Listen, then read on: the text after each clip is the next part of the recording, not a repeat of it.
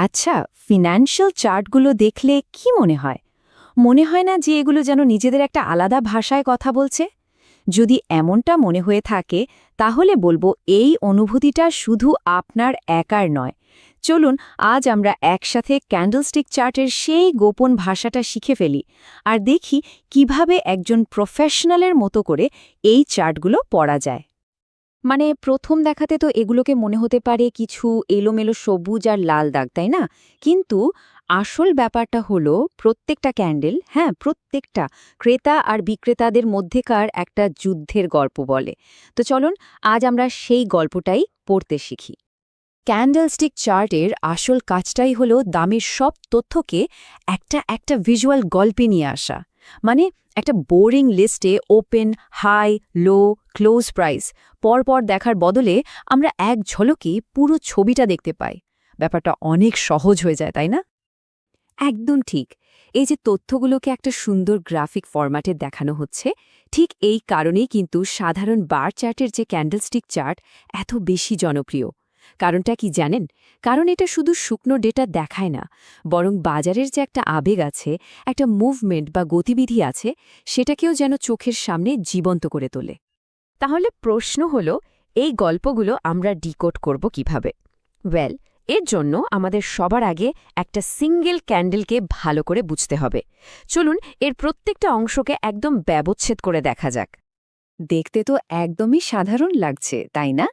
কিন্তু বিশ্বাস করুন, এই একটা ছোট্ট আকৃতির মধ্যে লুকিয়ে আছে প্রচুর তথ্য। এটাকে একটা পাওয়ার হাউসও বলা যেতে পারে। বাজারের একটা নির্দিষ্ট মুহূর্তের পুরো ছবিটা কিন্তু এর মধ্যেই ধরা আছে। তো এই যে রিয়েল বডি বা মূল অংশটা দেখছেন, এটাকে ভাবতে পারেন সেই যুদ্ধের একেবারে কেন্দ্রবিন্দু।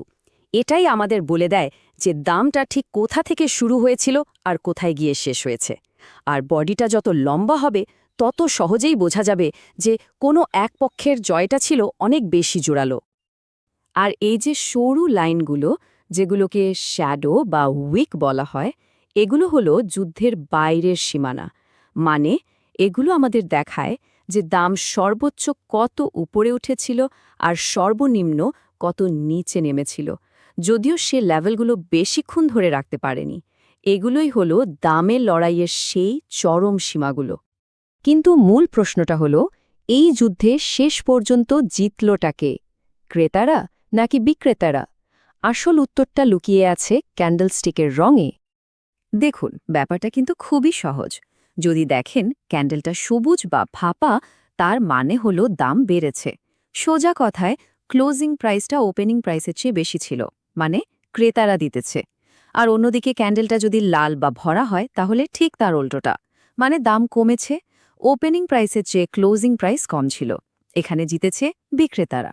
ব্যাস, শুধু রং দেখে বাজারের গতিবিধিটা ধরে ফেলা সম্ভব।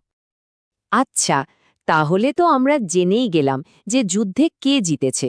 এবার চলুন আবার সেই শ্যাডোগুলোর দিকে ফেরা যাক, কারণ ওগুলোই আমাদের যুদ্ধের পুরো ছবিটা বুঝতে সাহায্য করবে। এখানে একটা খুব গুরুত্বপূর্ণ নিয়ম আছে, যেটা কিন্তু কখনোই বদলাবে না। মনে রাখতে হবে, ক্যান্ডেলের রং সবুজ হোক বা লাল, কিছু যায় আসে না। একদম ওপরের শ্যাডোর মাথাটাই হল ওই সময়ের সর্বোচ্চ বা হাই প্রাইস, আর একেবারে নিচের শ্যাডোর শেষ বিন্দুটা হল সর্বনিম্ন বা লো প্রাইস। এগুলোই হল ওই নির্দিষ্ট সময়ের জন্য দামের চূড়ান্ত সীমা। দারুণ! তাহলে তো আমরা ক্যান্ডেলস্টিকের প্রায় সব গোপন সংকেত জেনে গেলাম। এবার চলুন সবগুলোকে একসাথে মিলিয়ে দেখি। একটা মাত্র ক্যান্ডেল আমাদের এক ঝলকে ঠিক কি কি তথ্য দিচ্ছে। তার মানে প্রত্যেকটা ক্যান্ডেলস্টিক আসলে বাজারের একটা মুহূর্তের স্ন্যাপশট। আর এক ঝলকেই আমরা সেই মুহূর্তের গল্পের 4টে মূল জিনিস জেনে যাচ্ছি। গল্পটা শুরু হলো কোথায়? ওপেন। শেষ হলো কোথায়? ক্লোজ। গল্পের সবচেয়ে উঁচু পয়েন্ট কোনটা ছিল? হাই। আর সবচেয়ে নিচু পয়েন্টটাই বা কোনটা? লো। তাহলে ভাবুন তো একবার, যদি একটা ক্যান্ডেল একটা মুহূর্তের গল্প বলে, তাহলে পুরো একটা চার্ট একসাথে কোন গল্পটা বলছে? একটা ক্যান্ডেল যদি হয় একটা স্ন্যাপশট, তাহলে পুরো চার্টটা কিন্তু একটা আস্ত সিনেমা। এখন যেহেতু এই ভাষাটা আমাদের জানা হয়ে গেছে, এবার তাহলে আসল কাজ। কয়েকটা চার্ট খুলে নিজেই দেখার চেষ্টা করুন, বোঝার চেষ্টা করুন সেগুলো কি গল্প বলছে। দেখুন তো কোনো ইন্টারেস্টিং প্যাটার্ন চোখে পড়ে কিনা।